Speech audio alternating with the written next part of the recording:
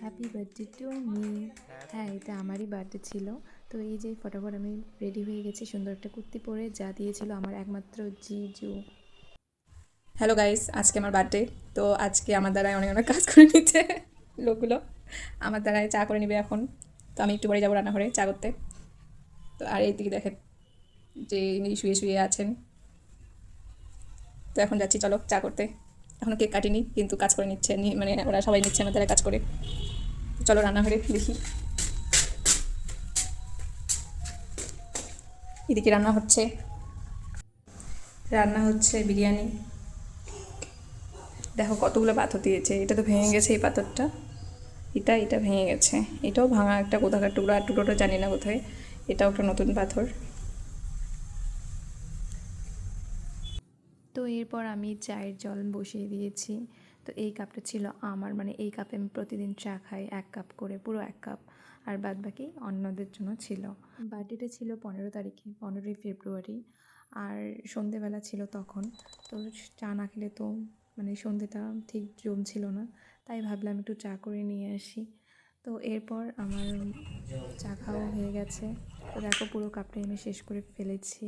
তো এরপর বসে পড়লাম আমি বার্থডেতে কেক কাটিং করার জন্য। তো এই যে ডেকোরেশনটা করেছে এত সুন্দর করে আমার জিজু, আমার ভাই অ্যান্ড আমার দিদি স্পেশালি। তো এই যে ডুগডুগি আমার কোলে বসে পড়েছে। হ্যাঁ, একে আমি এখন ডুগডুগি করে ডাকি, ঠিক আছে, ক্রিশ করেও ডাকি। অ্যান্ড ডুগডুগিটা স্পেশাল একটা সুইট নেম। তো ডুগডুগি আমার কোলের মধ্যে বসে পড়েছে। তো I am very excited cake কাটিংয়ের জন্য সেদিন ছিলাম, কারণ এত ভালো লাগছিল ওর সাথে কেক কাটিং মানে শেয়ার করতে পেরে। আর ও তো একদম চাকুটা নিয়ে একদম মুখে ঢোকাচ্ছিল।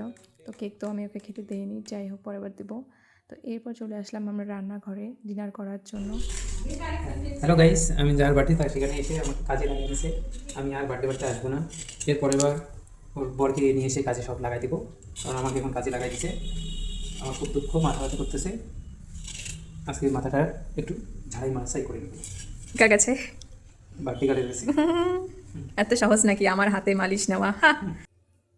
আমি সেদিন অনেক বাসন মেজেছিলাম। তো এরপরে লাস্টে আমরা পাতাতে খেয়েছিলাম, হয়তো আবার আমাকে সব বাসন মাজতে হতো। আর পরের দিন ছিল সোমবার, সেহেতু সব পরিষ্কার আমাকেই করতে হবে। তো এই যে বিরিয়ানির ঢাকনা খুলে ফেললাম। তো এবার খেতে দেওয়ার পালা। তো হ্যালো গাইস, কাজ করছেন বার্থডে গার্ল। আমি ওদেরকে বললাম তোমরা সবাই বসে পড়ো, আর আমি তোমাদেরকে দিচ্ছি, তারপর আমি খেতে বসবো। তো ওরা সবাই টেবিলের মধ্যে বসে পড়েছিল। তারপর আমি ওদেরকে সবাইকে দিলাম। তো বিরিয়ানিটা খুবই টেস্টি হয়েছিল। বিরিয়ানিটা আমার মা রান্না করেছে। আমার মা ভালোই বিরিয়ানি বানাতে পারে এখন। যাই হোক, আপনি গামলা নিয়ে খেতে বসেছেন, আপনার এক্সপিরিয়েন্সটা কীরকম আমাকে একটু বলেন। এই যে মগ নিয়ে, একটা মগ নিয়েছে উইথ গামলা অ্যান্ড কাপ নিয়েছে, মানে ওখানে জল হচ্ছে না। তো কেমন লাগছে? খুবই ভালো লাগছে।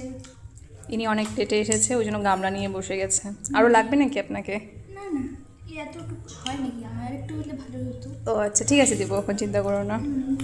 ভালো করে খাও, হ্যাঁ, মন দিয়ে খাও। ভিডিওটা ভালো লাগলে অবশ্যই একটা লাইক দিও। তো আপাতত এইটুকুই, দেখা হচ্ছে নতুন একটা ভিডিওতে। আপাতত টাটা।